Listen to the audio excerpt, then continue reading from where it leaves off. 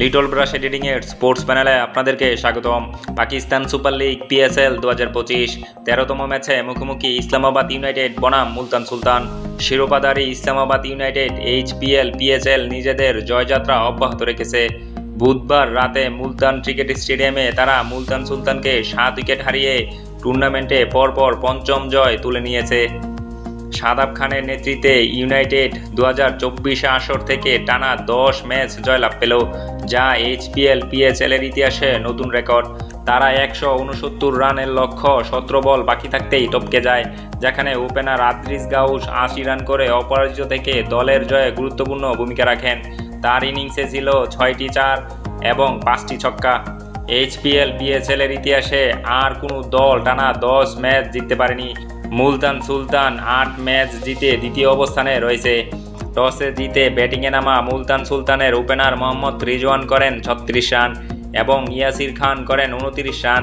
6.4 ওভারে 51 রানের জুটি করেন ওপেনিংয়ে তারা। মোহাম্মদ নবী প্রথম উইকেট তুলে নেন ইয়াসিরকে আউট করে। এরপর উসমান খান নামতেই 29 বলে হাফ সেঞ্চুরি করেন। রিজওয়ান ও উসমানের 65 রানের জুটি ভাঙেন শাদাব খান। 14তম ওভারে যখন স্কোর 116 রান, নির্ধারিত 20 ওভারে 168 রান তোলে স্কোরবোর্ডে মুলতান। জবাবে ব্যাট করতে নেমে 45 বলে নিজের প্রথম এইচপিএল পিএসএলে অর্ধশতক পূরণ করেন গাউস। পার্টনার সাহিবজাদার সঙ্গে পার্টনারশিপ করেন 29 রানের। এরপর 3 নম্বরে ব্যাট করতে নামা কলিং মনরো জোরো ইনিংস খেলে গাউসের সঙ্গে 48 বলে 81 রানের জুটি করেন। মনরো 28 বলে 45 করেন, যেখানে ছিল 5টি 4 2টি ছক্কা।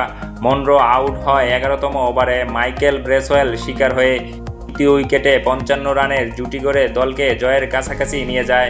17 বল হাতে রেখে ইসলামাবাদ ইউনাইটেড জয়ের বন্দরে পৌঁছে যায়। উক্ত ম্যাচে কলিং মনরোর ব্যাটিং আপনার কাছে কেমন লেগেছে অবশ্যই কমেন্টে জানাবেন। আপনার কমেন্টের আশায় রইলাম।